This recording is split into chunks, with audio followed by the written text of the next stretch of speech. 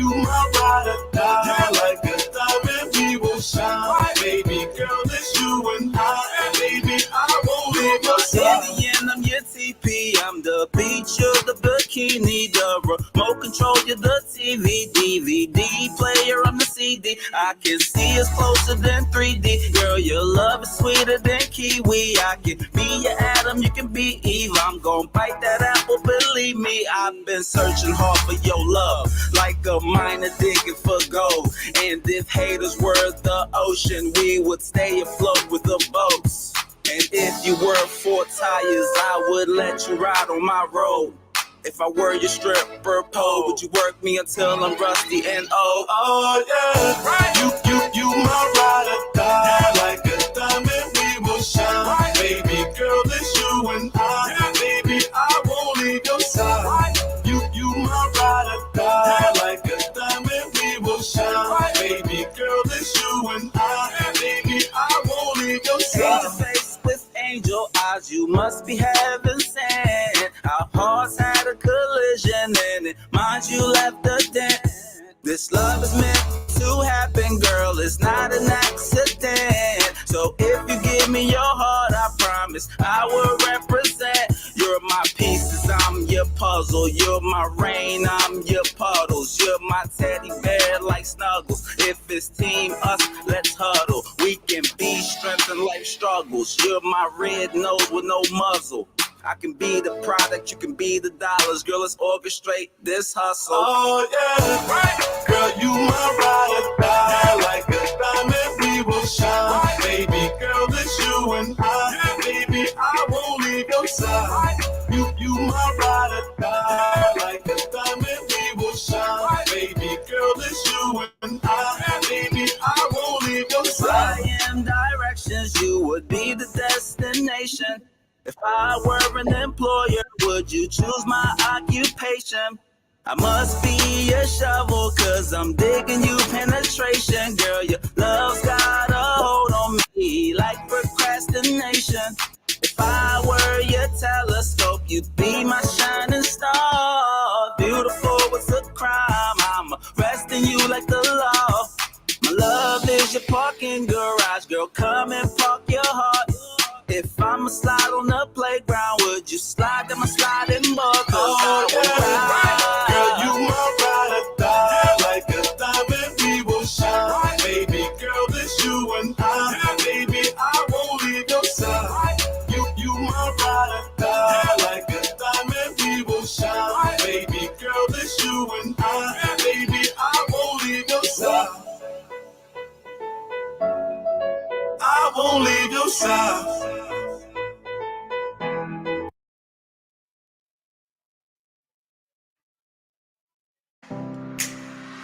Allen Bernard International, or ABR, is a management consulting firm with a team of consultants and associates who focus on growing and transforming home healthcare agencies, nonprofits, and small businesses in other industries as well as individuals. Our services include ABR Business Support Services, ABR Accounting and Tax Services, and ABR Anti-Money Laundering Compliance Services. At ABR, we bring to each assignment dedication and commitment, experience and skills, performance-based process, integrated solution teams, and client relations. For more inquiries on our services, call phone number 469-378-3955. That's Allen Bernard International, or ABR, transforming business through ideas. Do you care to know why thousands of people have switched from using oil-borne paint to using Zizé quality paint? Zizé quality paint is a high-quality American non-hazard latex paint that doesn't fade or peel off your walls when applied. Zizé quality paint comes in variety of colors that you can choose from. We even customize our customers' paint based on their request just to satisfy their desire. Stop by at any of our 3 branches at Police Academy Junction opposite NP Fueling Station, Baptist Seminary opposite Highway Gas Station, and St. Paul Bridge opposite Marco Plaza. CDC quality paint can be used for both interior and exterior painting works. Customers living overseas can pay through Zelle on 217-720-8858. You can contact us via cell numbers 0777-366-142 or 0770-496-273 or +121-772-08858. Think Zizi, think quality. Spicing up, what's next? Made with ginger, coconut water, natural juice flavor, vitamins and minerals is Muncie Power Drink. Muncie Power Drink helps reduce high blood pressure, get rid of toxins, help improve children and adult memory. It also helps the body fight effects of excess sugar. Muncie Power Drink has no added sugar, no artificial flavors, and all natural ingredients. It is a healthy drink for just everybody. It has 4 natural juice flavors: pineapple, mango, strawberry, and turmeric. For wholesale or retail purchase, visit major supermarkets across Monrovia and its environs. If you are outside Monrovia, you can do your purchase at Kakata Supermarket and Ataro Business Center in Ganta. You can also visit our store on the Oro, right next to the American School. For more information, call us on 0770-307-572 or 0776-580-730. Muncie Power Drink, not just your regular energy drink. Do you need a car? Ready for an upgrade? Then come to Sika Motors, sole distributors of Toyota vehicles, Mitsubishi vehicles, and Yamaha motorbikes, genuine accessories and spare parts. You name it, we have it. We have the 2022 brands of Toyota vehicles. Select from our new Toyota Starlight, Toyota Belter, Toyota Rush. We've got the best deal in town through our Sika Motors financing schemes with selected banks, EcoBank Liberia and UBA Liberia, starting at the lowest as $500 USD. You won't believe these prices. Come for quality, reliability, and durability. Take a spin and let's make a deal. Sika Motors on the UN Drive at Sailtown, Bushra Island, or call Sika Motors on +231-775-987-758 or email cmarketing@cfao.com. Sika Motors, drive with confidence. Do you need a car? Ready for an upgrade? Then come to Sika Motors, sole distributors of Toyota vehicles, Mitsubishi vehicles, and Yamaha motorbikes, genuine accessories and spare parts. You name it, we have it. We have the 2022 brands of Toyota vehicles. Select from our new Toyota Starlight, Toyota Belter, Toyota Rush. We've got the best deal in town through our Sika Motors financing schemes with selected banks, EcoBank Liberia and UBA Liberia, starting at the lowest as $500 USD. You won't believe these prices. Come for quality, reliability, and durability. Take a spin and let's make a deal. Sika Motors on the UN Drive at Sailtown, Bushra Island, or call Sika Motors on +231-775-987-758 or email cmarketing@cfao.com. Sika Motors, drive with confidence.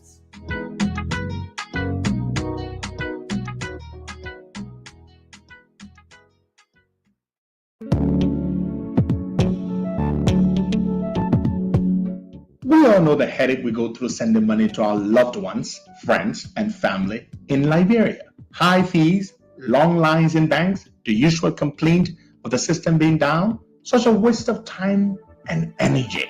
That is why I was very happy when I learned that SendWave is now in Liberia. So now I can send money anytime from anywhere directly from my smartphone to the MTN Lone Star Cell mobile money account of a loved one, friend, or family within seconds for just a tiny fee.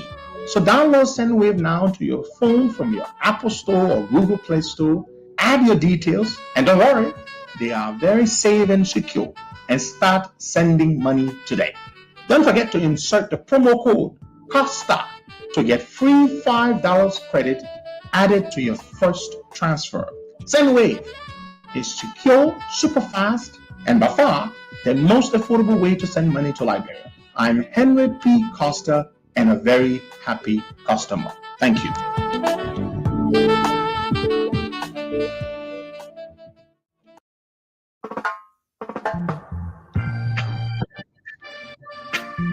All right, folks. Good morning, good morning, good morning. Welcome to the Costa Show. Today is Thursday, the second day of February 2022, 23. Sorry, taking us back, 2023, and we are very glad to be in the second day of the second month of 2023. Good morning, Boga.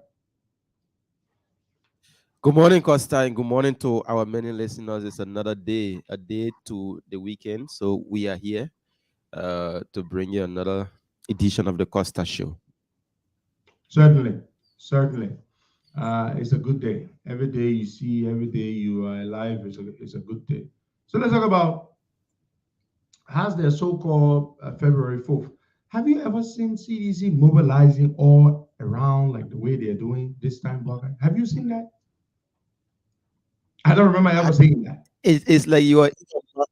It's like you are in my mind on what we should begin with this morning, and that's just exactly it. A few years back, the CDC that we know never mobilized when it comes to having a program or having a rally. They never printed T-shirts for people. People go about printing their own T-shirts. They never give out cash to people. People willingly come out and support the CDC.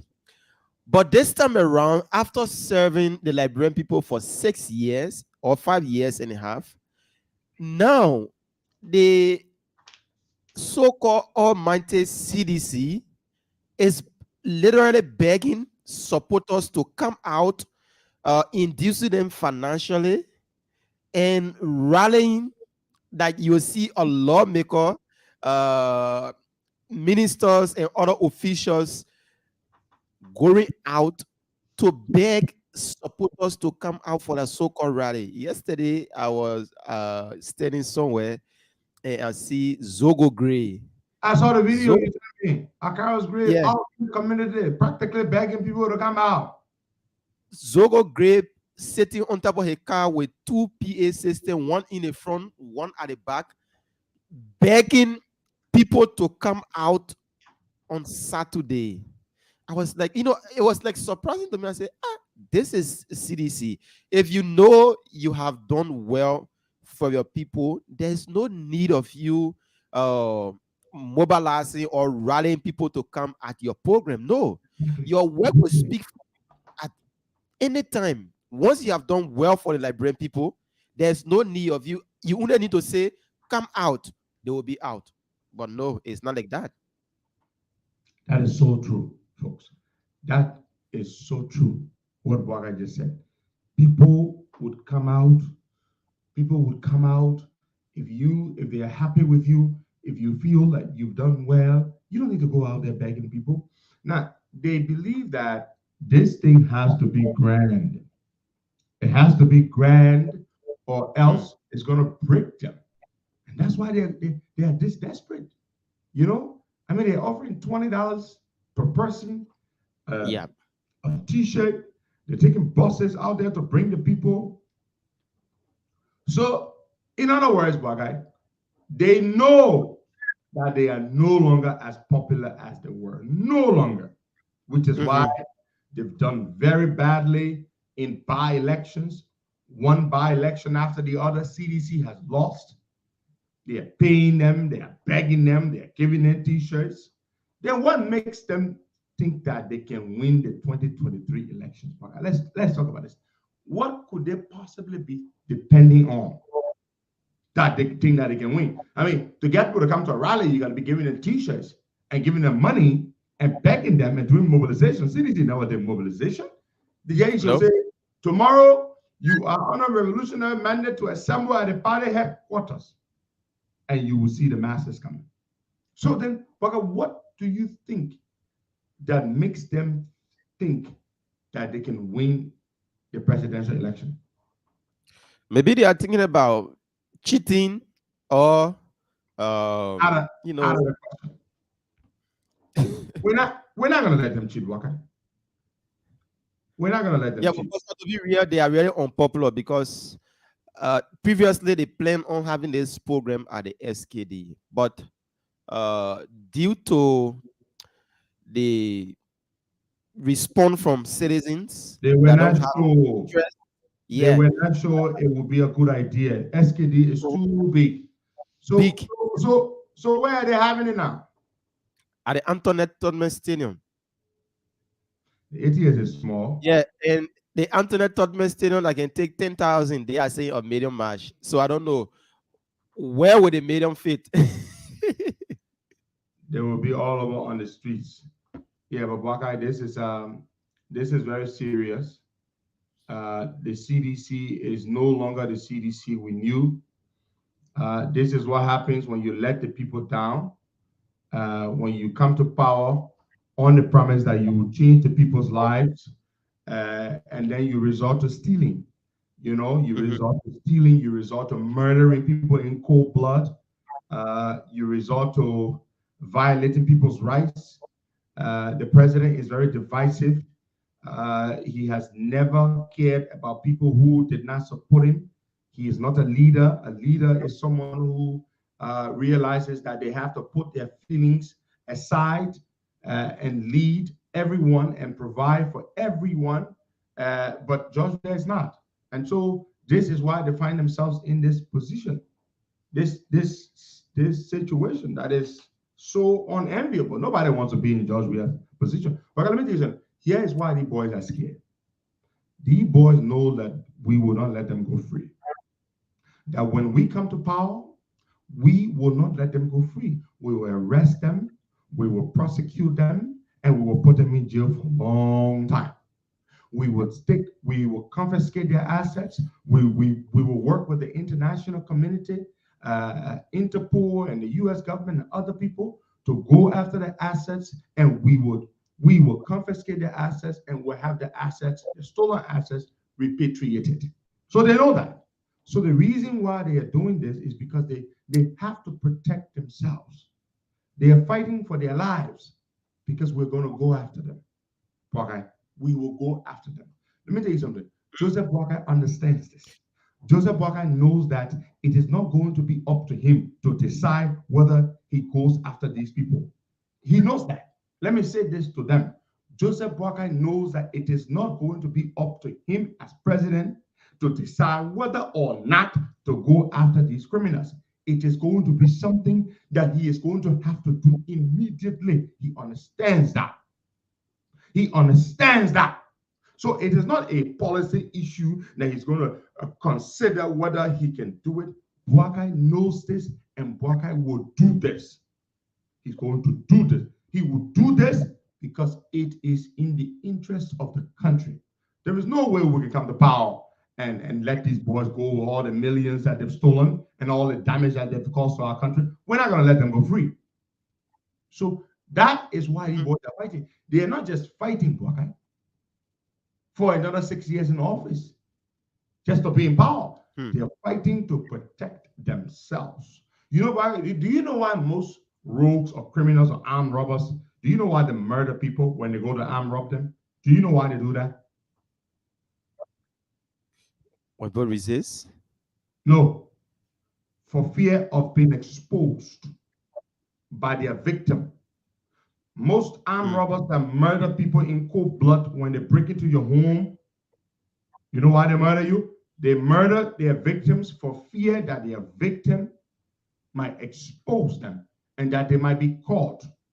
Why do I say this? I say this because when someone has done evil or terrible things, now you know what they are afraid of? The fear of being caught and being exposed and being punished for their crimes. That is why people murder people. Why do you think the auditors were murdered? Look, let me tell you something about that. You see, evil is like, I mean, look, there are people who never thought that they could be involved in murdering another human being. But there are certain situations you will put yourself in, and you would realize that the only way you can get out is to have to kill another human being in cold blood. I mean, I know it's terrible, but let me tell you something. Most people are capable of committing murder. You never know. That's why you need to be careful what kind of things you do, because you would find yourself in a certain position where you'd be like, you know what? If I don't murder this man, he's going to destroy my life. You understand the point I'm making? When those auditors came in possession of the damaging pieces of evidence that could have landed those guys in trouble, okay, that could have landed those guys in trouble, they realized that, my man, the men in our own men, imagine you in you swat our own ball, but well, you know, we always drink beer together, our buddy and all that kind of thing. But if we don't kill him, man, the man will destroy us. Okay, look, they found themselves discussing cold-blooded murder of their own buddies, of their own friends. People who they slept with in the same bed or in the same apartment, people who they went to LU with, people who were their comrades.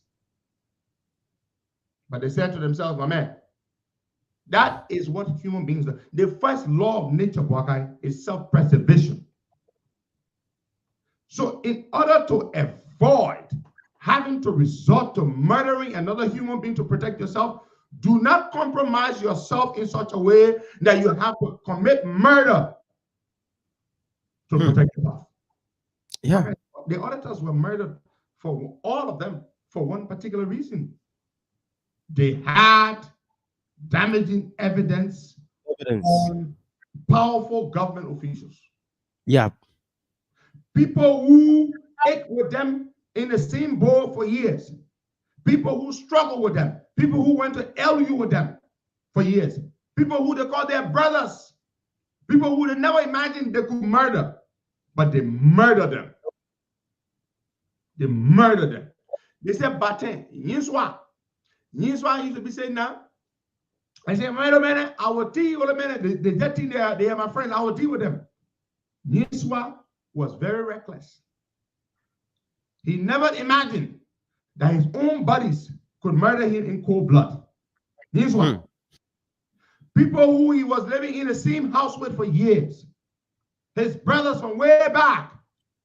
But those boys decided, you know what? The Yinswa men are all men over. If we sit down here and let the man publish this thing here, it will damage us. So let's kill him. So, Bwakai, always avoid putting yourself in a situation or a position that could force you to do something evil to somebody to protect yourself. Always avoid that. Because, Bwakai, every human being by nature is capable of committing evil. But the reason, there are lots of reasons, there are motives why people commit evil. And sometimes, until that motive is provoked, until that motive is aroused, that person could never harm you until they have a reason to protect themselves. You think you are not capable of committing murder, but guess what? There are things that you could put yourself in that could cause you to do that. Nobody gets up and says, I just want to go around and murder people. Those boys are so badly compromised. Okay. So their fear is, if we leave power now, if we don't win, these people that we have suppressed, we have marginalized, we have witch hunted, they are going to go after us. They will prosecute us. They'll put us in jail. And I showed them, we will do that when we come to power. We will prosecute them. We will put them in jail. We will seize their assets. We will do that. I mean, there's no way around it, Walker. There is absolutely no way around it. They don't have a choice. So they find themselves in a bind. It's a catch-22 situation. We either steal the election or attempt to steal the election, then we'll grab them again. In fact, the punishment would be worse. If you attempt to steal the election, the punishment will not just come from us. The punishment will come from the international community as well. Because you remember the last time the American ambassador spoke on December the 8th. You remember that op-ed? The American ambassador said in his op-ed that was published, He said, today we are not announcing new sanctions. We will not be announcing new sanctions. Mhm. However, the all-important, free, fair, and transparent general and presidential elections would be the deciding factor in whether Of new new sanctions would be announced. You want to mention? Mhm.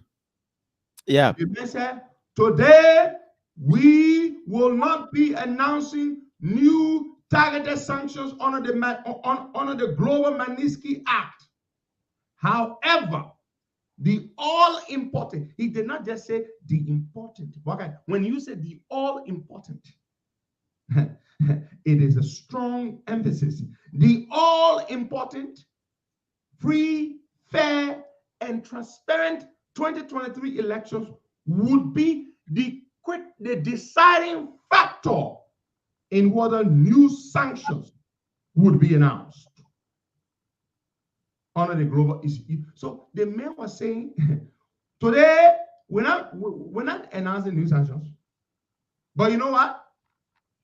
We are watching the 2023 elections and everybody involved in it. And so the next sanction that would come would be election-related sanctions. The sanctions would be inspired or informed by by how people conduct themselves regarding these elections. Yeah, but Costa, another thing is that but them they will not be thinking about re-election or going for any political stuff. Don't say that. So Don't say that. No, I disagree with you. First of all, to steal an election, Jawia himself can steal an election.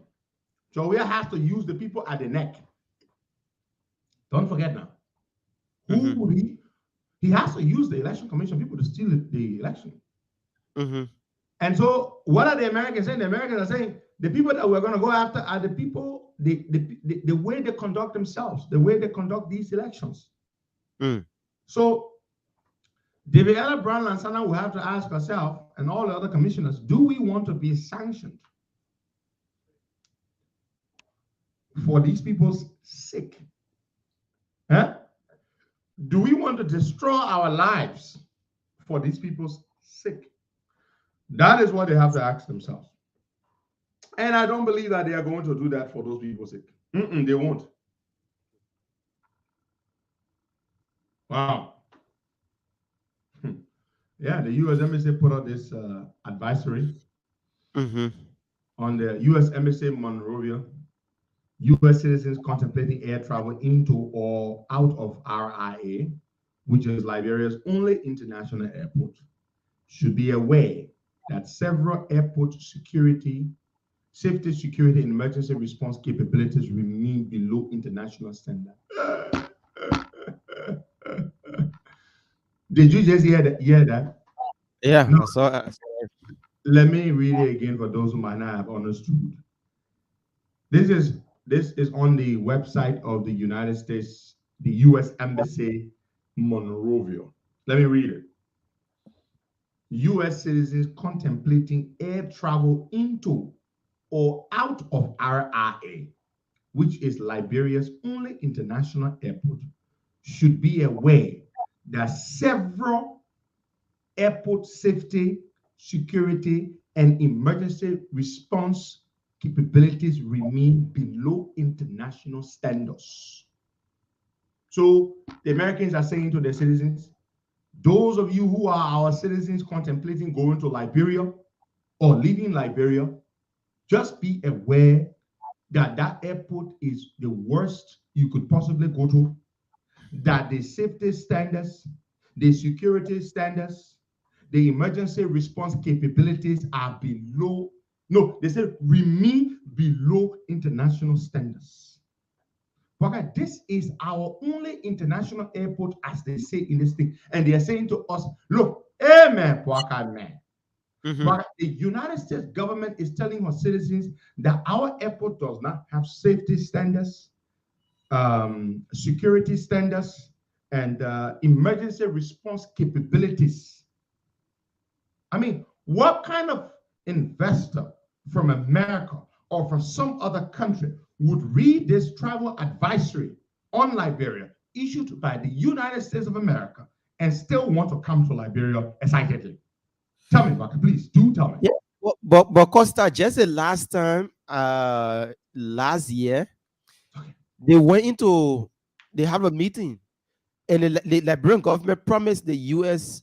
embassy and the American folks, our international partners, that they were going to do some renovation on the Roberts International Airport, wherein they were going to carry on solar system, everything at the airport. The Americans should give them, I think, 6 months or 3 months, something like that. That was the time frame they asked for. But since that meeting they hosted at the executive mansion, there haven't been any work done yet at the Roberts International Airport. So all of these messages coming from the American embassy, they're just to send a clear call to the Liberian government now. What you promised a few months ago, you haven't done anything yet, and we are still looking to see when you will start. Because in this particular statement, if you read further, you will see that they told us that they are about to work on the airport few months from now. That's what in our statement. Few months from now, where the guys are focused on being re-elected, the Americans should know that that airport will be there up until after the election, because they have no plan for that airport right now. Buckeye, the brand new escalator that was installed, I don't know how many they have, they do not work. The air conditioning system, the integrated air conditioning system that was built with the terminal does not work. They have these Samsung standing units, the air conditioning standing units. That's what they have there, which is not even enough. The terminal is hot.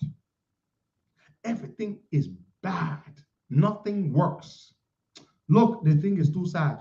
George Weah dedicated the airport the terminal before the terminal was ready for public use. The airport, the terminal is a mess. Nothing works. Even the ambulance, you said, I'm told even the fire truck they had there does not work. How can you have an international airport when you do not have a working fire truck? Huh? A working, functional fire truck. You do not have it. Yet you say you have an international airport. And yet, Mr. Weah said he was doing a nationwide tour, and he took how many million now? He took what, 4 million or something to do a nationwide tour. And this Mr. Weah took $1.5 million to go abroad for 48 days. But your international airport is without a functional fire truck. Your international airport, the air conditioning does not work. Your international airport, the scale on which you weigh the bags, the cargo, look, my man, they took our bags and weighed them on one scale. The bags weighed 23 kilograms, which is allowed. That is a allowed weight per bag. We then proceeded to the counter, to the Kenya Airway counter. They had to re-weigh them. And this time, the bags weighed 26 kg. So we had already wrapped our bags. They seem scale, they seem terminal, but the other scale, but they do not match because the scales are not properly calibrated. Nothing works in the damn place. The Kenya Airway guy had to pick up the phone in front of us and call somebody at the airport, in airport management, and say, look, these skills are giving us trouble, man. When you will bring the proper people to calibrate these scales, the people go, they weigh their bags on one end of the scale, they come to the other counter, they come to the counter, they have to re-weigh, and then it's different, the weight is different. Amen. I'm just standing there and I'm just saying to myself, Lord, have mercy. One pitiful terminal, yet it cannot work well. Wakai, Liberia, I swear to God, it is, we need deliverance. We need deliverance. We need special deliverance. The level of incompetence, the level of corruption in the country, we need deliverance. It is sad. It is very sad. Now, I see the LRA people say that the government lost $300 million last year due to tax waivers and tax incentives. 300 million. That's a lot of money. This is the deputy LRA boss who just took over Montgomery. Montgomery said the government lost $300 million last year because of tax incentives and tax waivers. And he is proposing that instead of waiving taxes or giving these incentives, we should focus more on giving incentives only to investments that would actually create jobs. He does have a point. Okay, these little things that they do, we waive taxes on this, waive taxes on that. But then again, why should I even advocate for that? Like when they raise the taxes, what benefits do we see? I saw the figures, Buckeye. I saw the figures here. And they are saying, Buckeye, that we collected what? 700 something million dollars last year, Buckeye. That is what we supposedly collected in revenue last year. But then ask yourself, Buckeye, we collected all that much, right? What impact did it make? What impact did all of that money make on the lives of the ordinary people? We spent almost $300 million to pay salaries alone. The government is like a big gas guzzler or money guzzler. The government just sits there and collects taxes and just takes care of itself, essentially. Because if you spend over $300 million on salaries alone, 300 million, you collect a little over 600 million, right? Well, yeah, a little over 700 million. It's 706 million is what they collected. They had projected, I think, 765 million, and they collected 706 million. So you spend $300 million on salaries alone. And then the other 400 million you spend it on what? Recurring expenditure. About $100 million on servicing debts. Then you spend the rest of it, about $200 million on recurring expenditure. You're talking gasoline, foreign travels, workshop, seminars, vehicles, and all that kind of stuff. So what is the essence of having a government? Because why does the government exist? The government exists to tax us, to collect those taxes, and to take care of itself and a few people at the top of the government who get rich. So that is the purpose of the Liberian government. The Liberian government is to do that. When Joe Biden comes to power, we need to sit down and look at that national budget and recalibrate that budget. That budget is not a people-centered budget. Any budget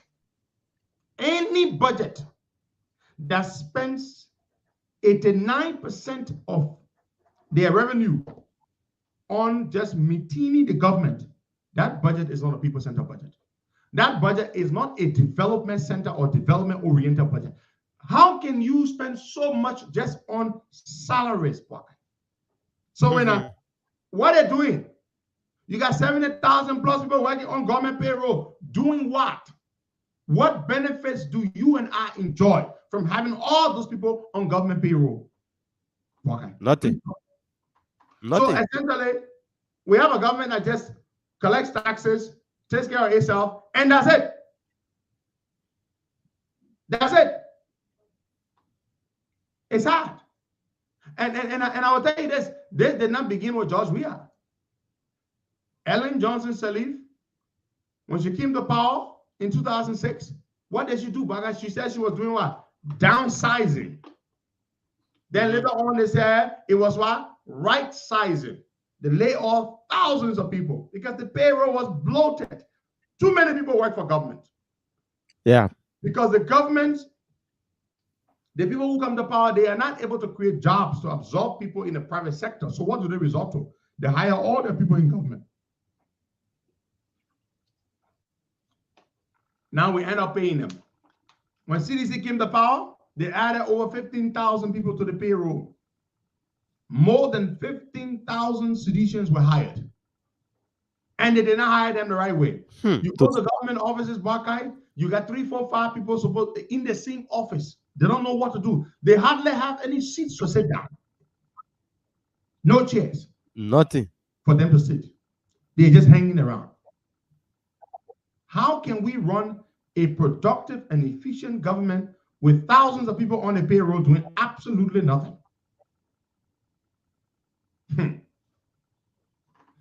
It's not a small thing, my dear brother. I want to take this time to pause and wish my dear beloved Uncle Charles Meyer a happy birthday. As he celebrates his birthday today, Uncle Charles, I wish you all the best. It's from your lovely family and your darling wife, Auntie Margaret Meyer. She wishes you all the best. We wish you all the best. We love you, Uncle Charles Meyer, as you celebrate your birthday today. May God grant you many, many, many happy returns of your birthday. And Mohammed Kone, Parito Kone, Mohammed Kone also celebrates his birthday today, one of our people. Mohammed, we want to say that we wish you all the best.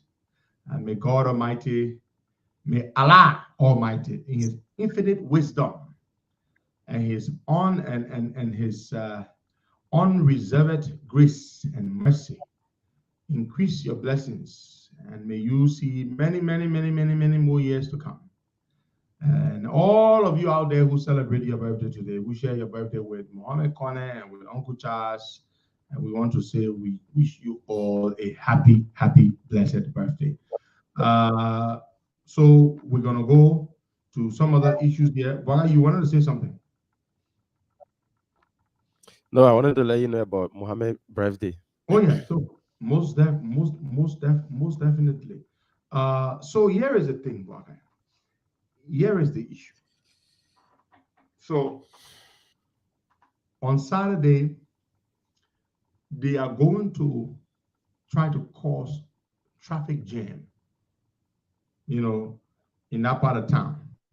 Thank God they're not doing it at the headquarters, because you know what they do. Even they try to create the impression that the crowd is so large that the roads that there's traffic jam as a result of the crowd. But of course, we all know better. That's not the case, or that's never the case. So Saturday, I just want to say to you all, avoid that part of town. If you're not a citizen, and don't go there just for going to see. Some of you would say, let's just go see. But going to see would cause or give the impression that their so-called 1 million man march was a success. Stay away from their so-called 1 million man gathering to renominate George Weah. Stay away from it. Don't go there. Free t-shirts and all that kind of stuff. Do not go there. Costa, they may have put up flyer from the Capitol bypass all the way to the EAWA junction. Yes, every lepo have a picture of President George Manuel Weah talking about the upcoming event. There's a big billboards, one to Vamuma, one to Boulevard Junction, one to EAWA. But like I said, every lipo on the road, both sides, left and right, have George Weah photo on the front, the Capitol bypass, all the way to ELWA. So this is just to send a message that they are feeling. Why would we are be doing all of these things? We are not in campaign time. Why just to have a how do you call it, petitioning program? You spend all of this money on what? What you want to prove? Who you impressing? Are you impressing us? No, we know that you are dumb. So if you spending such a money just to impress people, Mr. Weah, I don't think. What will you do now in the upcoming election? Because Costa is sad that we haven't approached election time yet, meaning campaign time. But the president is putting his photo all on the street. So now, if opposition starts to do the same, I don't want to hear the National Elections Commission coming out saying that, oh, no campaign haven't been open yet or whatsoever, because they are sitting there allowing this happening, and they are saying nothing about it. You will see Weah photo all on the street, and they are talking nothing about it. So if other people try to do same, they shouldn't complain. Who you want to impress, President Weah? Who you really want to impress that you'll put your photo on every light post from Capitol bypass to ELW Junction? The man is a narcissist. He is a god. Okay? They worship him. Huh? They worship the man. That's what they do. He is a god. The man's picture is everywhere. Everywhere. That's the point. He is a narcissist.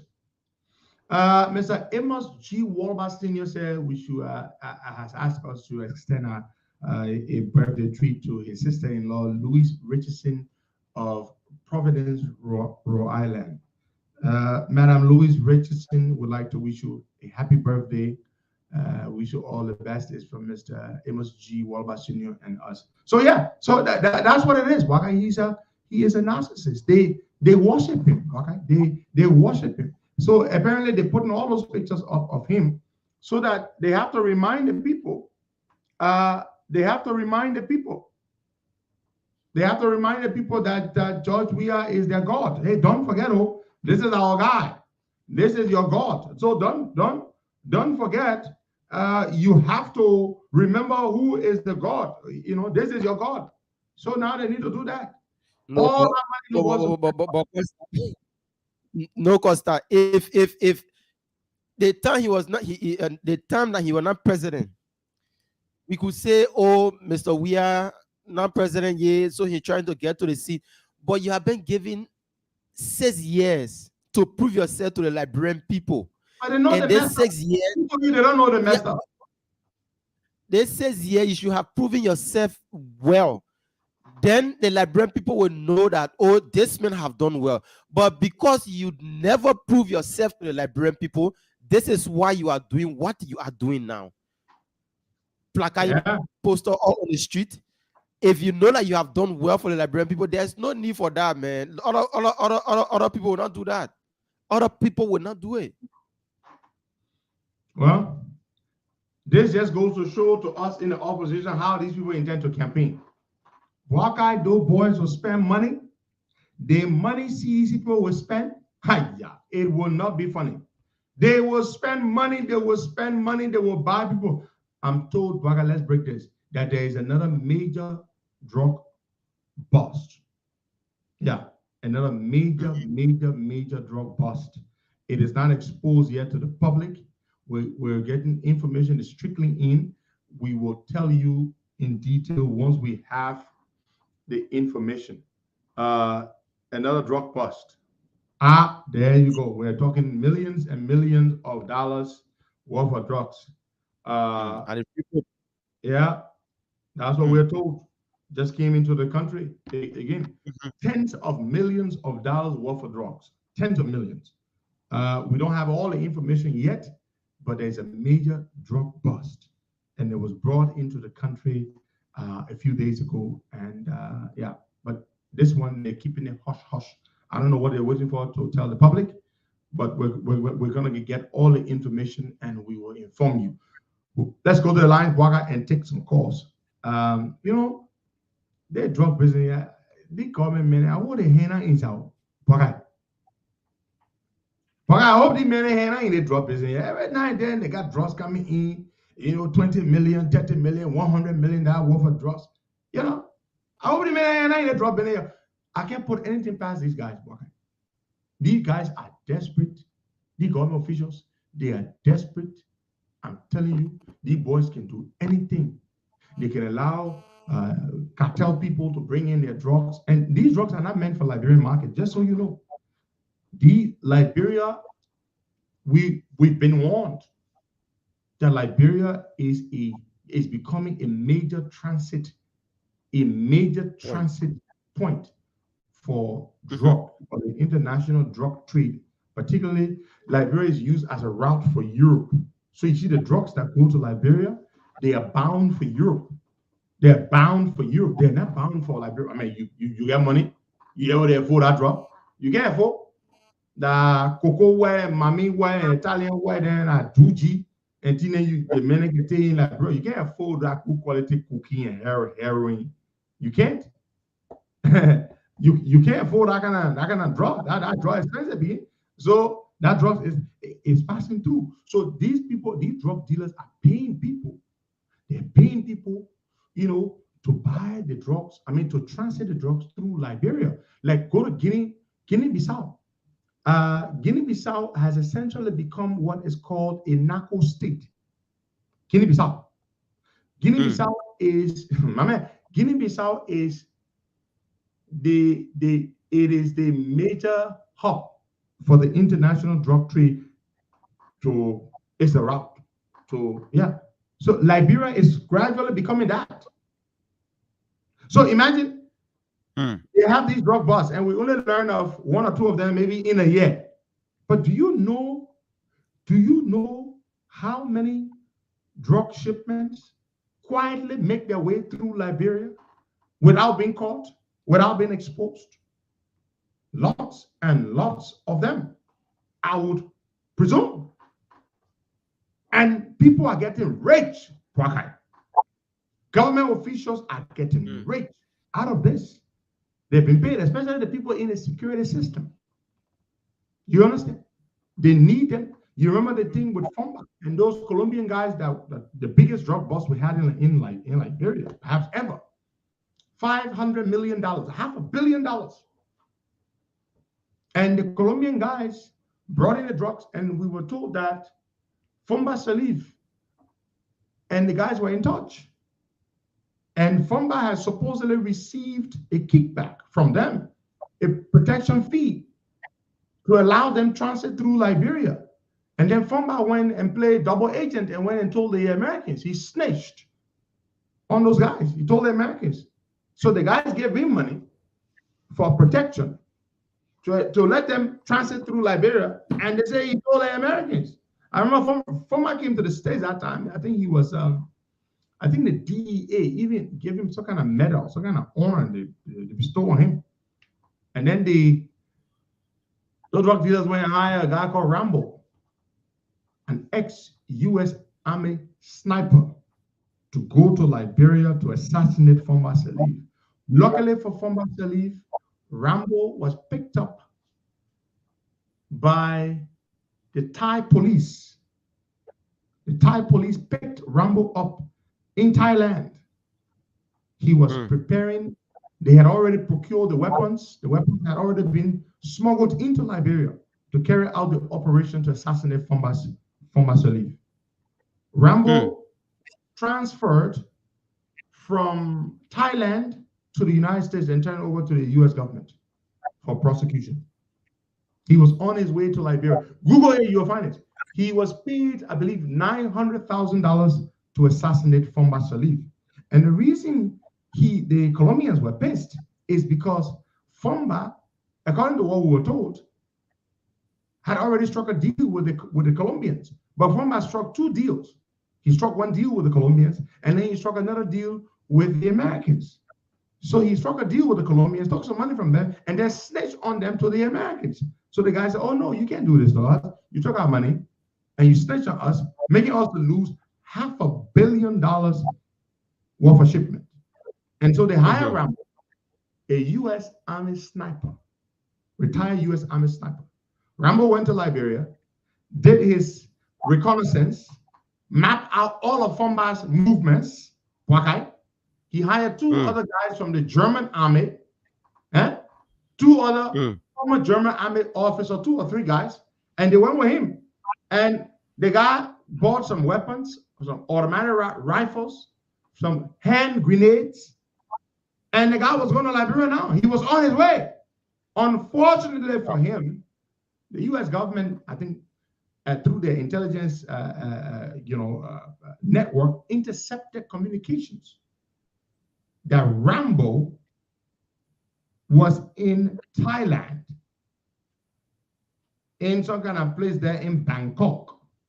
And they informed the Thai police, and they picked Rambo up. Google it, you will see it. The Colombians paid him $900,000 US to go to Liberia and assassinate Fomba Salif, because Fomba Salif was a DEA, the US DEA, I say Liberia, a DEA informant. Yes. So when you take these drug dealers' money and you promise to provide them protection so they can traffic their drugs through Liberia, and they end up getting caught, and if they believe that you snitched on them, they're gonna try to kill you. They're gonna try to kill you. So you better be careful. You better be careful. Yeah. So, but we're waiting for more details. We're told that these drugs came from this particular shipment. We're told it came from Brazil. We're told the shipment that was recently captured came from Brazil. And it is said that it came in on the same way the last one came in, on a container. So, but we're still investigating. We don't have all the facts as yet, but it is indeed true that a drug bust happened. But we're wondering, why aren't they telling the public? Okay. Whatever happened? Is it because? What is the latest in the so-called the cache of weapons that was discovered? What did it do to the people? Cache of nothing. But we are towards the Ministry of Justice stay investigating, and Liberians shouldn't get involved in bringing arms to the country because we are heading to election. Blah blah blah. Nothing. No outcome. Once they say investigation in Liberia, forget it. Just forget about that particular story. There will be nothing. It just dies. But wait a minute. You made this thing look like people were bringing weapons into the country to overthrow or to attempt to overthrow the government. That's the impression they wanted to create, that people were trying to do something sinister. And you arrested. Did they arrest some people? Did they, Bwagai? They said they arrested one woman that continue was coming to, but they too said that she don't know about weapon being in her continue. So then they saying again, a fellow in America was the one that sent the arm to Liberia. No understanding, Costa. Yeah, Nothing they call one guy's name. Yeah, they call one guy's name. They say he shipped the container. I think they say he lives in Houston, Texas, or one of those places. Yeah. So the thing is, we're waiting to see what they do. I was in Liberia. Several people called me, my man. They weapon been here. They put one leave it on you. Look, I was fat. When the person told me that thing, they weapon been here. They want leave it on you. My mother weapon. I don't need an M4 or what the thing is. AK-47. No, there was no AK on it. I don't need any weapons to physical weapons or an actual weapon to deal with Josh. Josh is already afraid of me enough. It is already enough to go and bring weapons to the country. What's scared of me? I deal with it. But the point is, they try to make this thing look, they try to exploit it for political gains. That's what they try to do. You know, that's why it was hard for me. I don't trust this government, but I still find it hard to believe that anybody actually was stupid enough. Okay. AR-15, thank you. There was several pieces of AR-15s in that stuff. It was hard for me to believe, that those weapons. Yes, that's true. The police inspector general was in Texas last October, Stephen Johnson. So again, we need to investigate what did he go to Texas for, and the origin of that shipment is from Texas, Houston. That's the origin of the shipment. So we don't know. I mean, the thing is, nobody is stupid, Buckeye, to load all those weapons and thousands of rounds of ammunition in a container, and they do not even attempt to dismember or to dismantle the guns. They leave the guns well intact. And just left the ammunition in the boxes and just put them in a container. Okay, people send their own lead pieces all the time. Their pistols, they send them to Liberia all the time. People send their Glocks. They send their guns all the time for their own personal protection. But do you know how they send it? They dismantle it into small pieces. That's what they do, Buckeye. Then they put them. Then they disperse them in the container. That's what they do. They don't leave them assembled, fully assembled, intact, and ship them. Nobody's stupid here. So I still don't trust. I still don't believe that those guys actually form weapons. They wanted a distraction and they wanted public sympathy. Oh. So they put one over to the ball comment. Why they can't just wait until they go for election? Look, I don't trust those Panama swines. I don't trust them. If you really believe that those guns, somebody is such an idiot to stockpile all those ammunition, all those guns in a container and ship that container off to Liberia, if you really do believe that, then of course you need to check your heads. Because for me, I don't believe them. Because first of all, the people we are talking about here, they are not credible. These people are not credible. These Panama swines can steal millions and millions of dollars right before our eyes and still tell us that we're stupid, that it is not true. These boys borrowed $35 million from the IMF supposedly for household food intervention during the COVID period, and those boys stole that money right in front of us. Those boys look at us and said, these boys are so brave. Those boys told us that they fed us. We are looking at you, Kolo Kolo. You look us in the eye, we're hungry. You say, my man, I just gave you one bowl of food to eat. Where did you get me food? If you are brave to look at a hungry man and tell him you have just fed him, when you have not fed him, that is how brave these boys are. They stole the $35 million for the food intervention. They told us that they fed or they distributed food to about 2 million human beings. You look at Baga, you got on the food? No. Baga look at Joy, you got on the food? No. Joy look at Edward, you got on the food? No. Tell you got on the food? No. Andre, you got on the food? No. So who got the damn rice? Who received the rice and the oil? If I get some, my brother ain't get some, my sister ain't get some, nobody I know got some. So who received it? $35 million gone in the wind. They stole the damn money. Then they went again. What else did they steal? They went. They said they were doing map up. They did their own thing. We saw the report. They stole the money. They look at all. They said they did a map up. These boys are brave.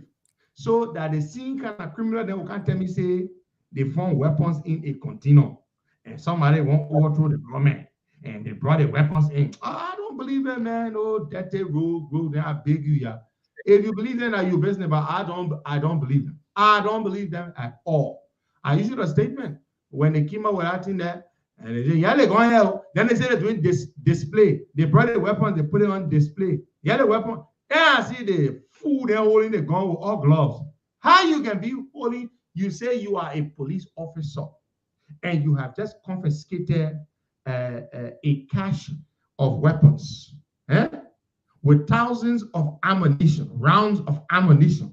Then you sit down there with your hand, you hold your hand, you're not wearing any gloves. You are compromising the stuff, the evidence.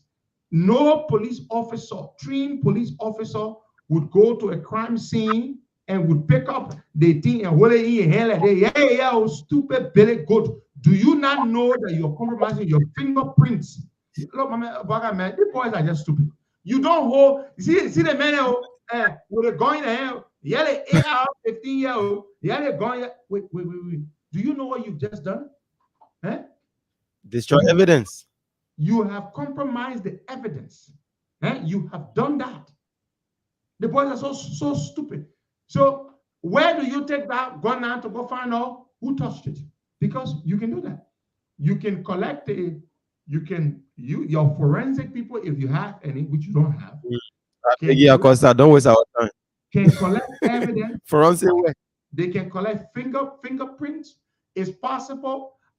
They've got DNA on it. Maybe the person who were packaging those weapons, their hair string could have fallen in it, or they could have something, anything, their sweat, their spit, or whatever.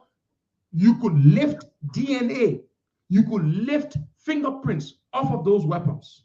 But you take your stupid hand and you hold it on TV and yell it, gun and yell. Look, I said, look at these damn idiots. I am not even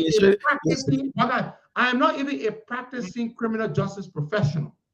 But my layman's knowledge and my master's degree in criminal justice, my criminal justice degree of education tells me that you cannot just hold gun in your hand.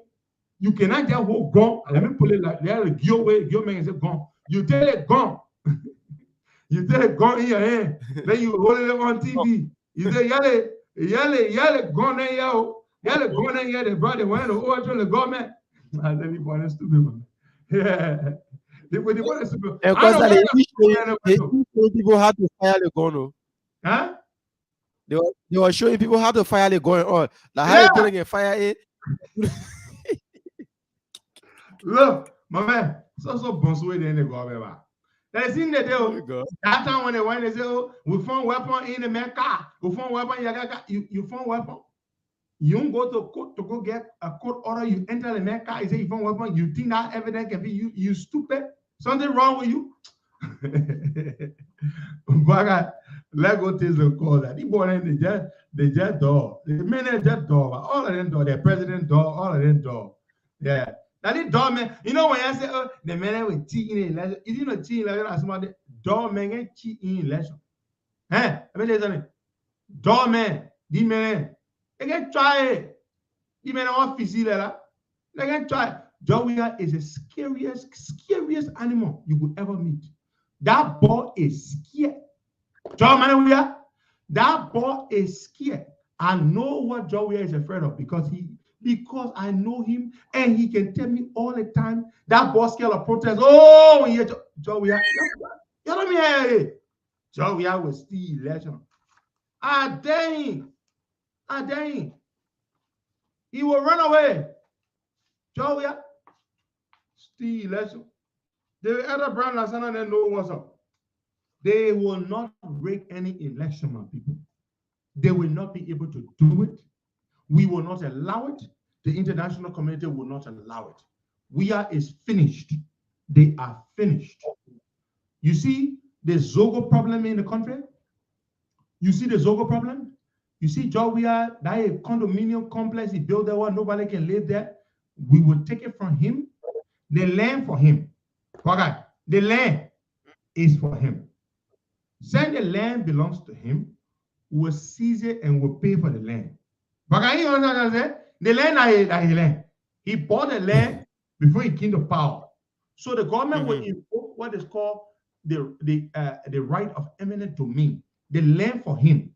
But the money he built, the condominium complex way, that our money. So we'll take the land, we'll do appraisal. We'll be fair. We'll do appraisal and determine the current value of the land. Then we'll pay him for the land. But the property on the land, that government money he used to build it. So we'll take it and we'll only pay for the land. Then we'll take the Zogo then. All the Zogo then, we'll carry it in there. The place will start the rehabilitation. We'll start training in there. we'll stay away from the drugs and all that kind of stuff. That's what we are going to do. We will do that. Let's go to the lines, Waka, and take some calls there. So you tell Opon, yeah, that play there, that the play will carry the Zogo there to rehabilitate them. The man, in fact, if you want to be kind, let just donate the land to us because they're billing for us. Got a government money. Yeah. The player already got fans. The player already correct. They got football fee.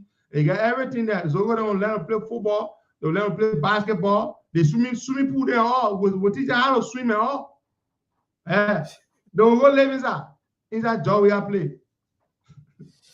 All right, folks. We open the phone line now on 0770-102-102-86, 010383555-102-102. The WhatsApp number is +231-888-624-171. Let's take Nolai Kamara. Good morning. Welcome. Good morning, Waka. Nolai, so my man, you part of those that Nolai, you part of those that mobilizing this morning, and I listen to you, Waka. We are photo all over the town. But my man, ask you a question. Answer my question here before you go to your photo. My question is: are you part of those that mobilizing for Saturday? We will be there fully. I'm asking you a question. Are you part of those that mobilizing? I say you will not be there. You're part of those that mobilizing for Saturday? Yes. Yeah. Okay, so mobilizing, people have resolved to go there. We can't talk on our say, but let me talk on the weird photo that all around town. No, like I will give you time for you to talk about weird photo. The party took that initiative. That is not government money. The party is the one that took that initiative. The party get money. Like, yeah. The party get money to do that type of work. But wait now. The party, you know how many representatives senators will get in the court. So, okay, like the question for you. Why now? Because CDC we know CDC not to be involved in coming with and putting things on the street. Once Mr. Weah or Mobile Model said today we're having program here, they don't need to pay people money. They don't need to bring out t-shirt. People print their own t-shirt. But says empowerment, and then you're doing people are gearing. The people are overwhelmed. The people want to go and. My man, bye, man. You probably like. You probably don't hear my ear in the morning, man. Lolai. From Lola. Yeah. Lolai. Good morning, Bata, and good morning to Liberia Internet Julius Malima, which have been to be with the Heaven Petrol Costa. Welcome. Morning. For the military state, I am Cabinet S. Sofana, and I do join the conversation this morning from my regular place, Jelly Street. I am a member of CYN, and our goal is to make Georgia in one term Boca Denso, so-called by CDC President. Okay, having listened to the subject on the discussion this morning, Bata, to have seen, like you are saying, right? To have seen a footballer today called George Weah carrying out rally contribution to a temp program. It looks so hurtful, it's grateful, and I already know the agency to do the George Weah in. But I can also tell you this, by you, they have some group of citizens who they are still stupid, they are foolish, they are reckless, and they are still senseless, right? They will be waiting to on Saturday, even though they will be going with empty stomach, with empty head, but they will still be willing to go and just Weah. And to conclude, I'm urging all Liberians to join with CYM Company 23 October 10 to keep those group of criminals out. All right, thank you so much. Now take Martina on this line. Good morning, Martina. Welcome. Good morning, Mr. Boata. Good morning to Leader. Good morning to our many listeners. Martina Konatia, Costa Princess, who is the Senator Dr. Milan this morning. Boata, thank you for the topic on the discussion. First of all, I want to discuss about the 1 million petition I already sealed, become a sealed program. Because you cannot take people to place where they only host 10,000 people and you're telling the people that 1 million people coming out. And I get other issues to discuss, and those go to my who said daddy. Leader, I want you listening to your princess this morning. Father, please give me a chance. I want to say something to my daddy. You know, my daddy is one of the most loyal supporters that even we, the followers, people do favor for us because of him. And whenever he does something wrong, we mop up the courage to tell him the truth. But to my utmost surprise, since then Mr. Witherspoon thing started, my daddy never posted about it. Since he talked about it, new information came out yesterday, he never talked about it. And I know if it was Mr. Stanton Witherspoon, he will say for the sake of the Liberian people, we need to discuss this. Sure. I don't want me to believe that Mr. Witherspoon is more patriotic than any other person. Because if something happened, I remember that Okasea leader was the one who broke it to us. I know he might be down like his brother, like his friend. But for the sake of the Liberian people, and I know many people listening, many people watching, for me, I'm not speaking on behalf of myself. I want you to please update us about everything that will happen in the Witherspoon issue. I want to borrow this word from Mr. Witherspoon for the sake of the Liberian people. My own said, Daddy, please update us about everything.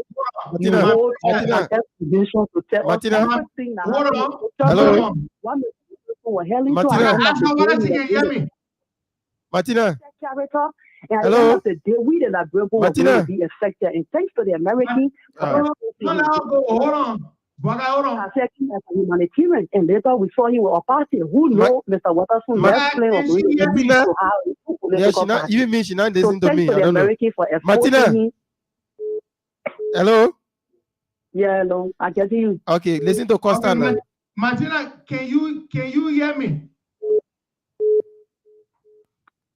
I'm getting you too clear. You can talk, but what I can read you to. Fine, but I will respond to her. Thank you. Now, let me say that you can let her go back, so I will respond. Okay, Martina, Jack, listen to the radio.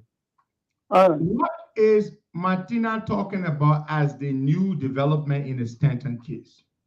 There's no new development in the Stanton case. There's no new development. What was posted yesterday by some people on social media about Stanton's houses being seized, that order was taken since the 25th of January. Let me send you a document. Go read the date. It's old stuff. Maybe some of y'all just seen it. Black guy? It's not new. I'm sending you the court document. Go and look at the date. I'm sending it to you right now. Yeah, go. But what people are saying is that hold on. She said there's a new development in the case that we have not talked about. So let me send you the document. We've talked about this case. I've told you what it is. I've told you how serious it is. And have you seen me on Facebook? I just sent you the document. You understand? It's old. It's old stuff. That thing is sent the 26th or the 25th of January. When we're on the show that day, what did we say, Bagai? I believe you asked me what they would do to his assets. What did I tell you? Yeah, he said his assets will be frozen up until after the case when he's found guilty, and then they will take things from him. We talked about it that day. The day we talked about the case, I told you that his assets would be seized. I told you. So why are you all making this an issue? I'm not here backing Stanton. Have you seen me on social media saying, let's pray for Stanton? Have you seen me ask people to pray for him? No, I'm not doing that.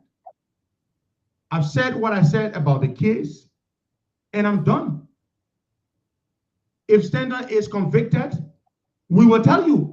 If there's any new development, we will tell you. But what you're talking about is not a new development. That development is January 25th. Did not know. It's an old development. Go see the document, see the date on it. And we told you that day, the day we discussed the case, Bwaga asked me the question. Was it you or it was one of the people watching the show? They asked me the question, what will happen to his assets? I said the government is seeking forfeiture. That's what they are seeking.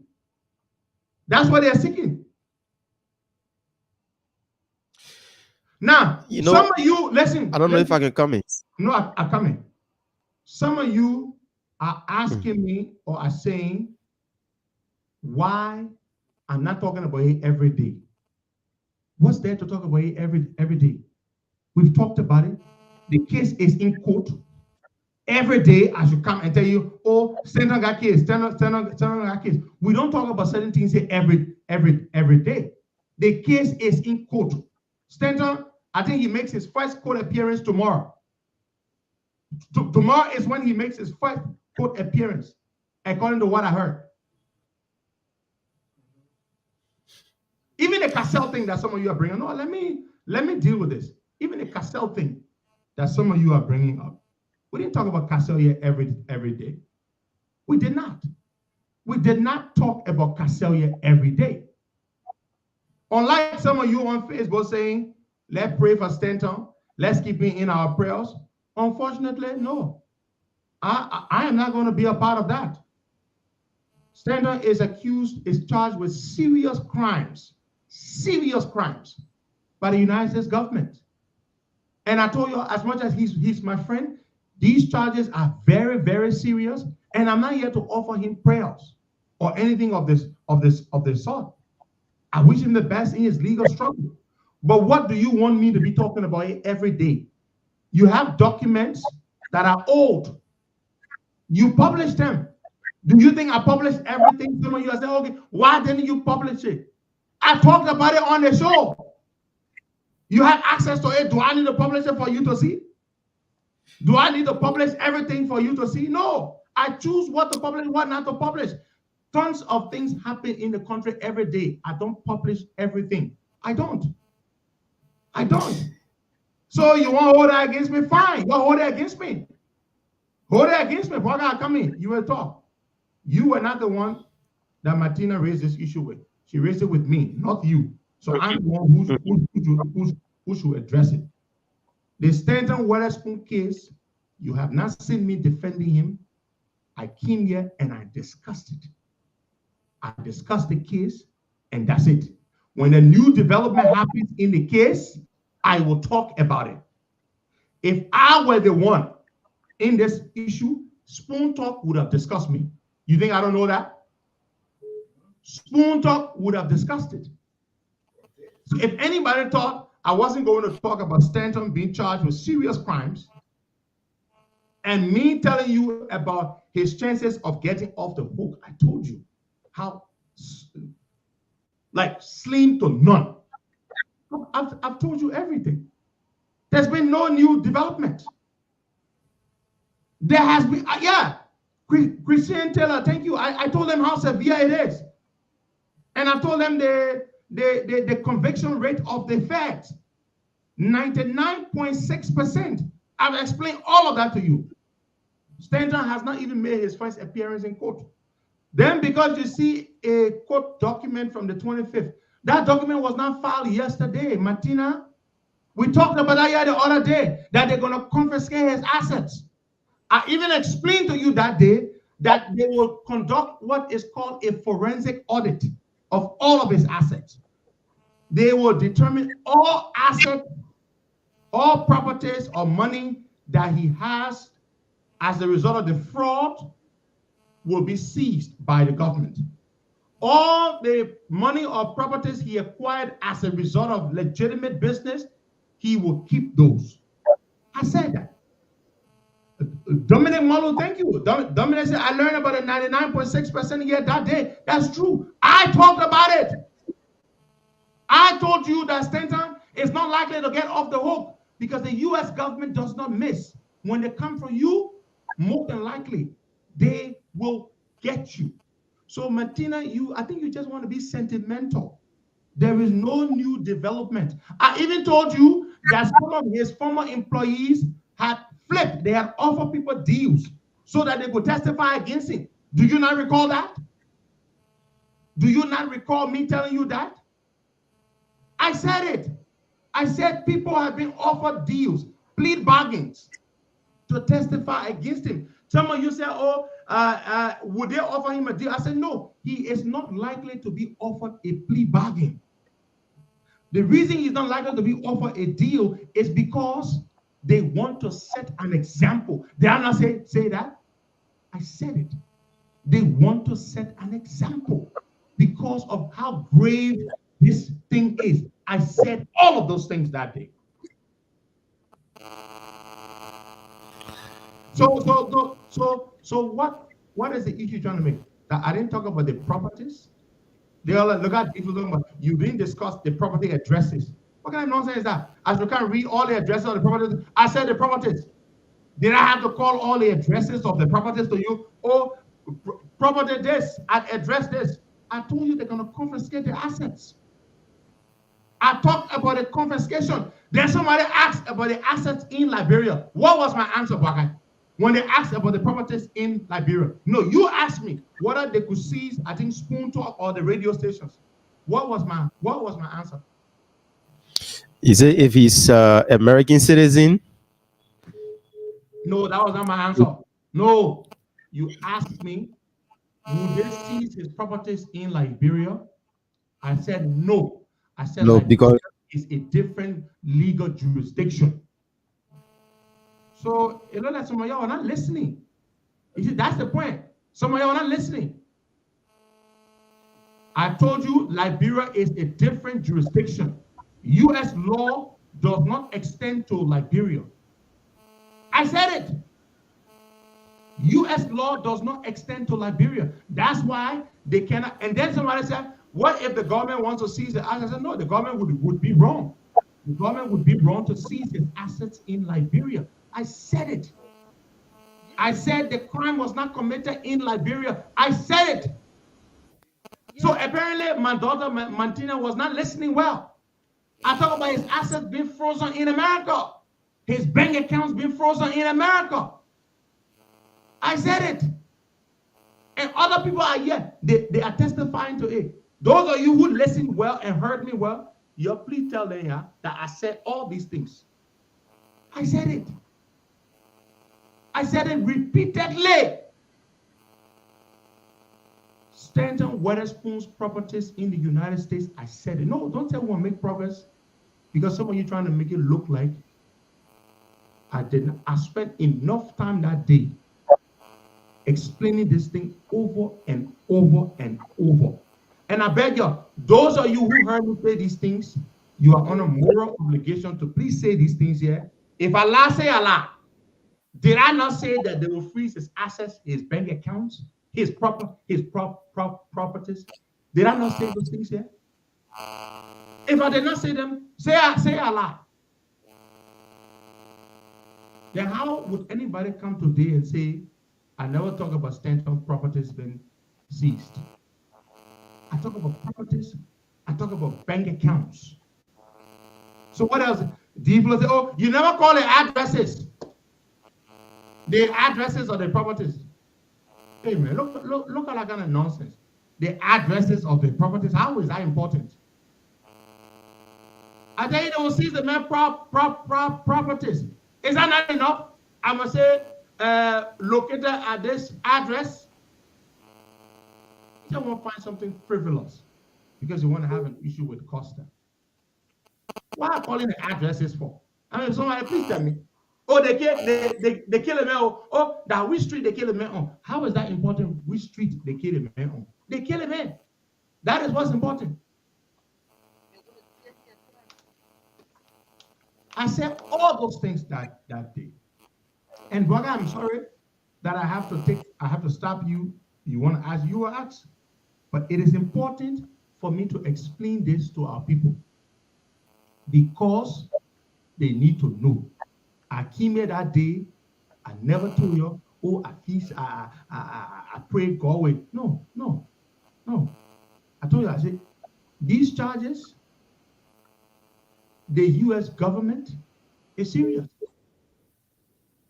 And they are not likely to offer him a plea bargain deal. I explained all these things that day.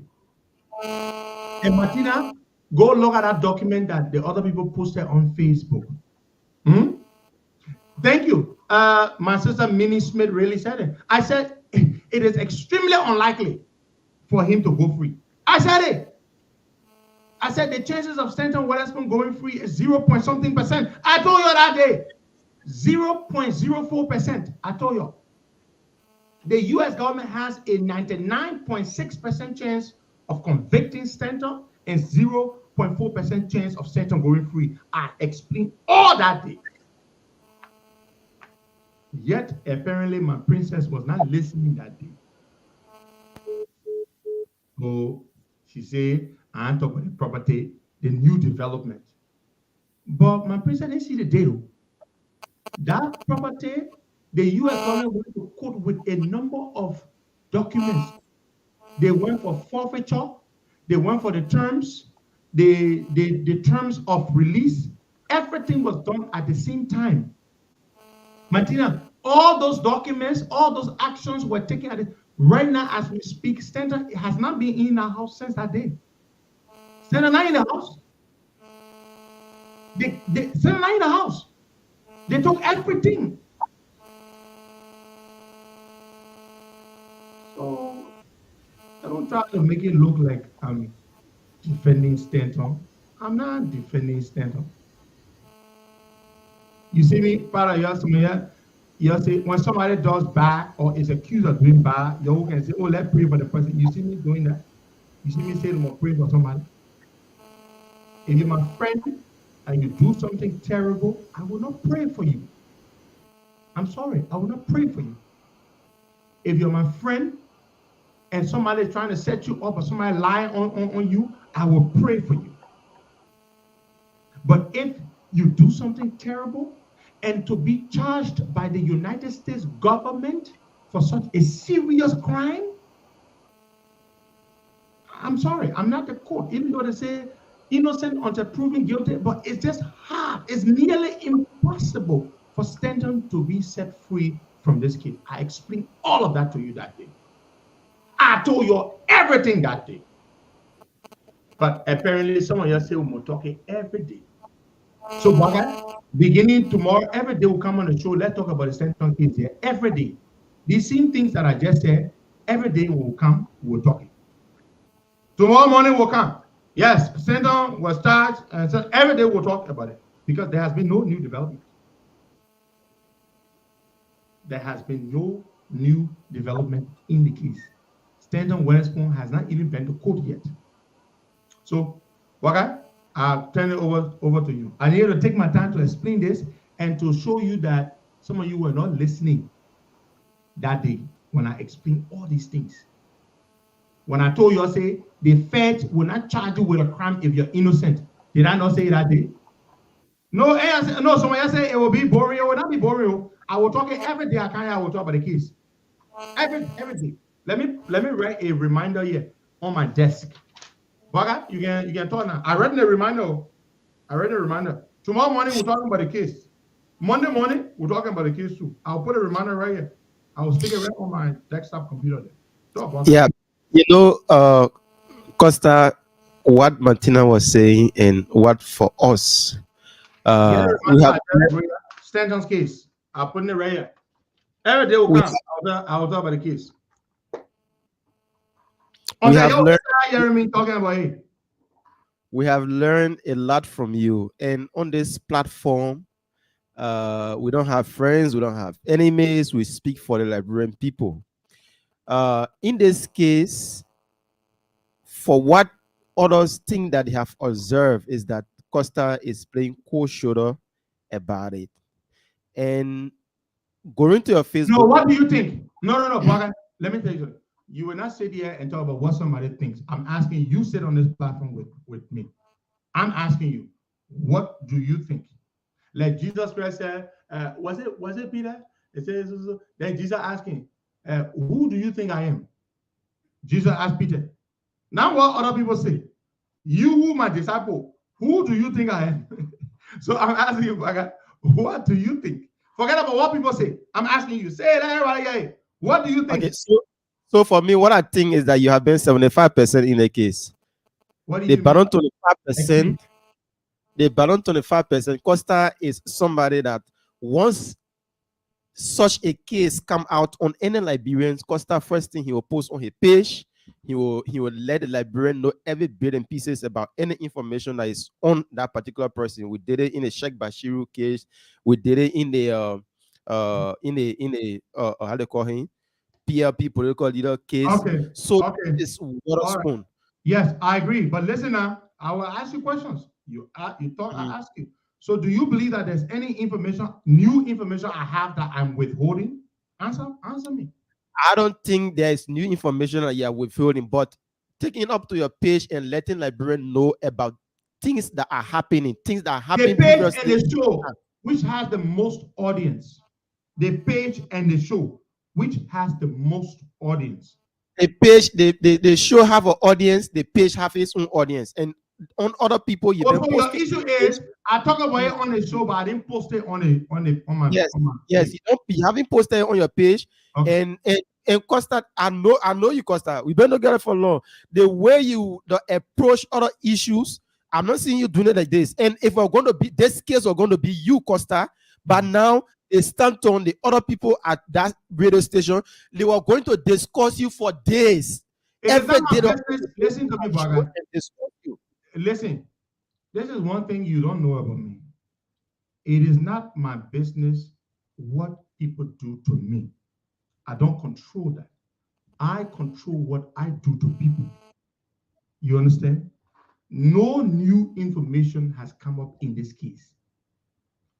No new information has come up in this case. No new information. There's nothing you know about the case that I don't know. Baga. There's nothing I know that you don't know. You don't know anything more than I know. All of us get our information the same way. So, if you all say, because I have not posted, the show has more audience than my page. So fine. I will play the same old documents I will post. Fine. What difference does that make? The show has greater audience, greater reach than my page. D-Flow says I should post the addresses of the houses. I will post the addresses for D-Flow. I will tag you in the D-Flow. I will post the addresses of all of Stanton's stuff. I will post it. I will do that. Say you don't know your addresses, say you want the addresses, I will post that. The point here is this, Boakai. I was very clear with all of you. I came on this show that morning. The first thing is, when I did not appear on the show that Monday morning, some of you say, oh, because maybe Costa friend Stanton is in trouble, so he won't come on the show to talk about it. I wasn't feeling well. I came on the show the next day, and I surprised you all. I told you very clearly. Where I stand on the case. So, Boakai, I think you are simply being sentimental here. There is nothing new in the Stanton Witherspoon case that I have not revealed, because nothing new has happened. Absolutely nothing new has happened. So you go ahead. What's your next point? Yeah, my next point is that even though we know the relationship between you and him, but when it comes to issues about the Liberian people, this is where they get their information from. Hold on. Bagai, don't be bouncing all over the place. Have we not talked about the case? Yes, we have, Costa. Has there been a new development in the case? I'm just telling you now, if there is any new development in the case. No. Okay, I'm just. Right, but then you stop insinuating that this is where they get the information from. Like we are holding back information. No, you got to be careful how you talk this, because if you say something, I'm going to push you to answer. Has there been any new information in the Stanton Witherspoon case? Martina did not see the date on that document, so she doesn't know what she's talking about. That document is old. It came out the same day. So the point is, do not say this is where they get the information from. So do we have information that we are withholding? Can anybody say, oh, because I get all that information here, it came up, but you never put it out? No, there is no new information in the Stanton Witherspoon case. When Stanton Witherspoon goes to court, we will tell you. When Stanton Witherspoon is convicted or set free, we will tell you. But neither of that has happened. Proceed. So what you need to understand, black guy, when you say something, I will question you. The same way you question me, I will question you. And be prepared to defend what you say. Oh yeah, we'll do this on live. Be prepared. Has there been any new information in the case? No. Proceed. They are going to quote. They are going to quote on tomorrow. No, Costa, I'm not like questioning you on the show, but what I'm saying is that this is where no, you say Liberians get. I've been cool on the Stanton case. That's what you said. You said about that. That's what I observed because you never posted it on your page and you say you are going to do that, which I'm already done with. But what I'm saying now is talking about it is that what you got cool? We came here, we told you that Stanton has a almost 0% chance of walking free. We explained we got thousands and thousands of people listening to radio and on Facebook, YouTube, everywhere. And then you say, I've been cold. Is that what you call cold? Yeah, I don't know what cold is, but go on. So I get letting Liberians know that we here would let him know, like Costa said, every day we can would let him know about the information, like the way you want it. Because I know this is where we talk every bit and pieces about things that are happening in Liberia. So, one other people to ask, man, how far with the case? Blah blah blah. Where I got some people writing me. They say, yeah, don't go too high on your daughter. Well, my daughter put me on the spot publicly.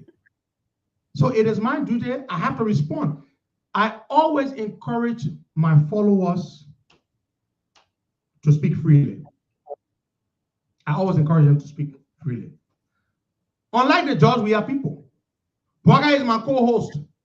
He publicly disagrees with me and is no issue. Martina raised an issue. She said there's a new development in the Stanton case. But so Martina is trying to create the impression that her leader is being sympathetic towards his friend. That there's a new development in the case when I did not put it out. So I'm on an obligation to educate my princess that it is not a new development. It is not a new development. That development was done ever since the 25th. And we talked about it here that day. But apparently she did not hear us. So the point is, this interaction that's happening right now is what I have encouraged over the years. It is healthy. It is good for our democracy and for our people. People have the right to openly disagree with you. And you too, you have the obligation to educate them when necessary or to explain your side, which is what we're doing. This is healthy. This is fruitful. I encourage this. Now, some of you believe that I'm not being hard enough on the Stanton case. There's nothing I can do about that one. Because some people will always believe that. I see somebody else say, I'm back in Stanton. I mean, you have to be an idiot to say that I'm back in Stanton. You have to be an idiot to say that I'm back in Stanton. Stanton Witherspoon is charged with extremely grave crimes. And then you see, and I told you that, and you say, I'm back in. Go ahead, Boga.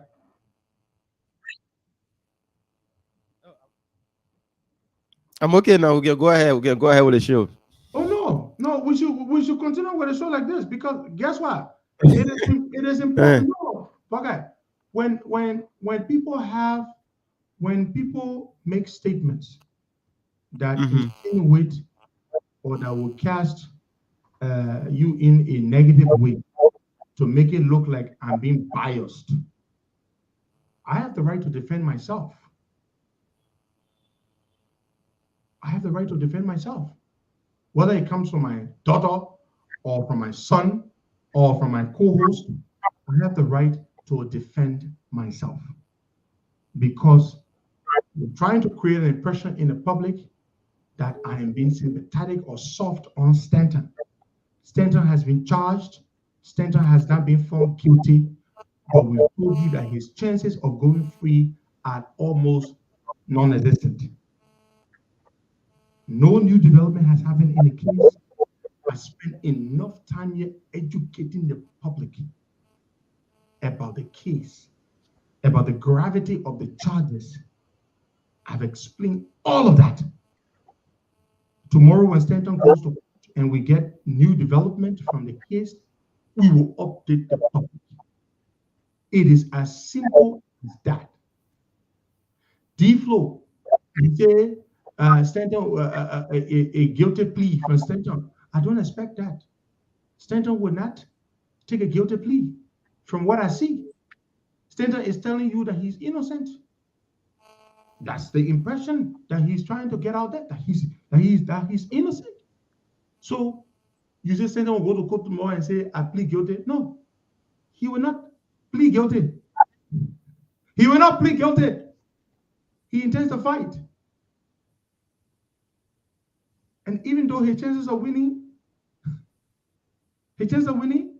there are less than 0.5%. Less than 0.5%. But he intends to fight.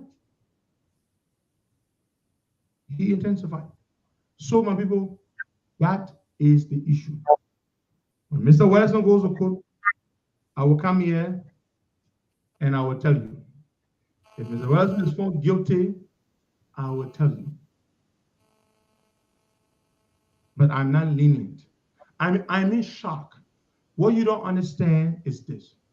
I'm still in shock. Maybe I should explain this to you. Let's say you know somebody. You and them not necessarily buddy. Said that I would not like buddy, but I came to know him. And you thought this person was in a legitimate business all along. In fact, you admire this person for their success. You actually help to promote, their other efforts, like their talk show. And all along, you thought that this person was a legitimate business person. And then one day you wake up and you hear that from the US government, you hear that this person that you admired and respected for his accomplishments is not a legitimate businessman. What? You will be in shock. You would be in shock. So I am still in a state of shock. Initially, it was disbelief. I was like, no, they one can be true, man. Yeah.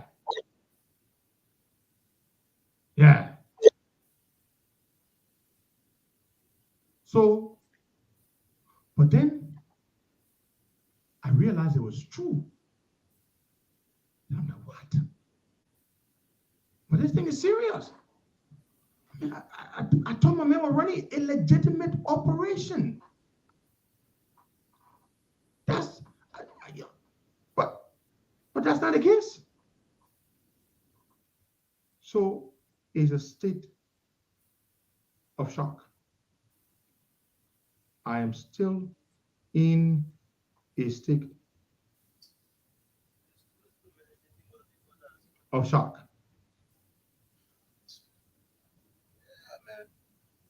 That is it. But,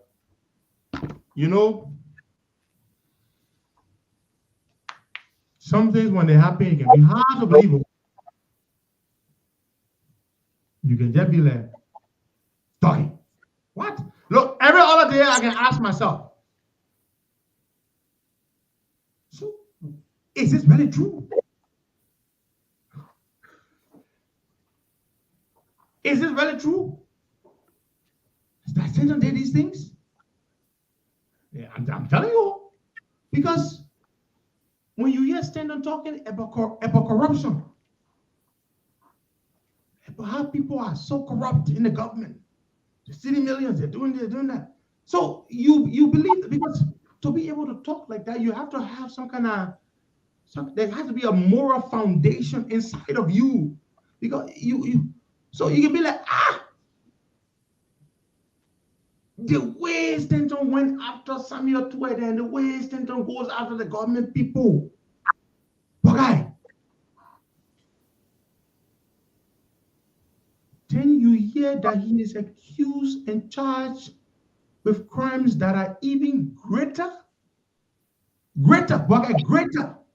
crimes that are greater than some of the things that he talks about on the show. So I've been in a state of shock. That is what I've been in. This is the truth. I'm telling you. I mean, I'm shocked. Because if you hear me sitting down here and talking like this, you will not find no criminal record on me. Or to say, Costa, that you dupe somebody 5,000 or 10,000. I'm shocked. So part of why you see I've just been this way is that I'm shocked. I'm still shocked. That is the truth, folks. Some of you may relate to what I'm saying. Because I mean, I really admire this guy. I used to say that me praising that guy. I used to get mad and say, "But this man can be talking about you. Why you talk?" Because you know me. I'm always happy for people when they do well. And I wanted it to be true. I wanted it to be true that Stanton worked hard for his money. That's what I wanted to be true. That Stanton is a legitimate Liberian businessman. That he's a success story. They used to say all kinds of things about me on the show. I don't know all that kind of stuff. But I'm sorry. So then I hear all of a sudden that he ran a syndicate, that he was running a syndicate that compromised the U.S. healthcare system. You think you will not be shocked? I'm shocked. I'm so shocked. My people. So that is the thing with me. So I'm just sitting here. I'm like, my mother fool. Look, I woke up in the morning. I'm sorry. I'm sorry. I'm talking plenty, but I just want to say something before we go back. Okay, I woke up that morning to do the show. I woke up around at 5. That's when my alarm goes off. And I started reading the thing into a chat room with me called Mission 2023. I said, no, this man is joking. I swear, I saw the thing in the chat room. I said, no, Stanton, it can't be my man. Stanton will be involved in that kind of thing. I was in disbelief. You know what I did, Waggai? I tried to call him. I couldn't get him. Then I went online to Google myself. I found a link from the Department of Justice. I said, Lord Almighty, the Southern District of Florida. I said, Jesus Christ. Since that day, Waka, I have been in a state of shock. I've been in a state of shock. So part of the reason why you don't hear me making noise, I'm shocked. I'm shocked. I'm shocked. I will not sit here and say the U.S. government lying on Stanton. The U.S. government took years to investigate this case before they brought charges. So my people are here. And one thing you need to know about me, I don't envy anybody. When somebody works hard for what they have, I respect their success and I admire their success. Mr. Elvis Hoggar, Big Brother, the reason I'm shocked is because I thought I knew the person. I thought I came to believe the success story and admire the success story. That's what happened. It's not that people can commit a sort of crime. Big Brother Elvis, I came to believe the success story. Stanton is about 45 years old, multi-millionaire, doing great. I admire that. I wanted it to be true. Yeah, that's who I am. Oh. I wanted it to be true. I wanted it to be true that he earned it, that he worked hard for it. But then all of a sudden, one day I wake up and I learned that all that glittering we saw is not gold. And that not just somebody in Douala Market is accusing him. Huh? That's somebody in Douala Market, the US government. Mabu, you say Costa always trust the wrong people. Mabu, did you know this? Did you know Stanton was engaged in this before? Did you know this, Mabu? You didn't know. So don't talk about trusting the wrong people. Are you able, every human being you dealt with, Mabu, have you looked at them? Even the Cassell situation shocked me. I also thought, Mabu, you don't know everybody. Have you not trusted people? Have you not looked at people and from what you see and you trust them? And you say, I always trust the wrong people. I mean, some of you, man, who knew? Be honest. You want to make people that you knew that Stanton was involved in that? Did you know? Nobody knew. Nobody that got here. Nobody knew that was happening. So don't come make it look like you knew, but we all didn't know, but you knew. So when people that what happened to me, yeah, I'm still shocked. Yeah. And I'm not the only one shocked though. So many other friends of Stanton are shocked. Yeah. That's what happens. Thank you so much. God bless you all. I wish him his best of luck in his legal endeavor, but he is not likely to walk free. That is the truth. Bye-bye, folks. He is not likely to walk free.